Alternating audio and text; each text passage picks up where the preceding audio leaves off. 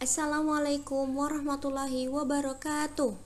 Bagaimana kabarnya pada pagi hari ini? Semoga dalam keadaan sehat dan tetap semangat. Baik, untuk materi SBDP pada pagi hari ini kita akan belajar tentang mozaik ya. Ini SBDP tema 1 subtema 4. Tapi sebelum kita mulai pembelajaran pada pagi hari ini, mari kita sama-sama berdoa terlebih dahulu. Berdoa dimulai. Berdoa selesai. Baik, di sini siapa yang pernah membuat mozaik? Ada yang pernah membuat mozaik?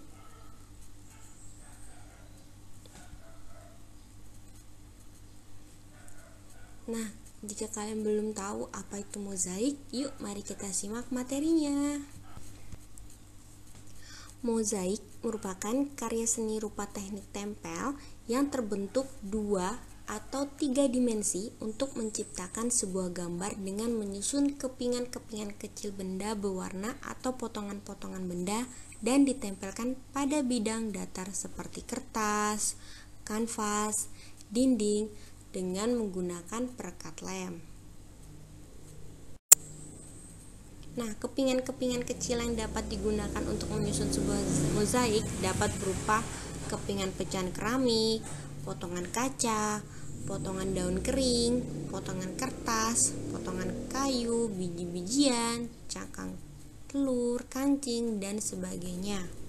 Nah, apa sih fungsi mozaik itu? Nah, yang pertama, mozaik itu dapat digunakan sebagai bahan dekorasi. Yang kedua, dengan membuat mozaik dapat membantu mengembangkan daya pikir, nilai estetik, dan kreativitas. Jadi mozaik bisa menambah kita makin kreatif kita. Mozaik itu berbeda dengan kolase dan montase.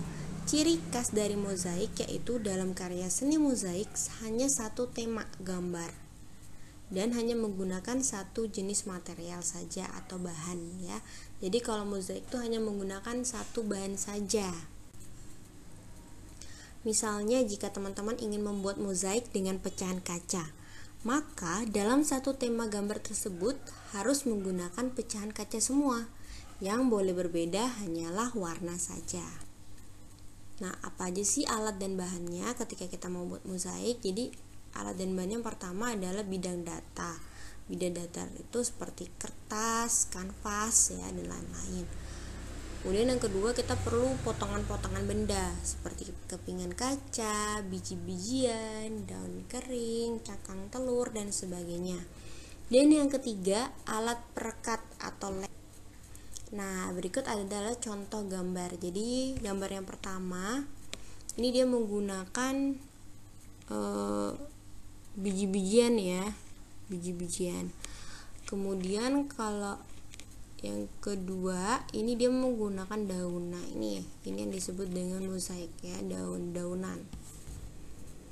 Kesimpulannya, mozaik hanya menggunakan satu jenis material atau bahan, tidak boleh dicampur. Baik, sekian dulu untuk materi mozaik. Semoga anak-anak ustazah memahami apa itu karya mozaik. Sampai jumpa di pertemuan berikutnya. Wassalamualaikum warahmatullahi wabarakatuh.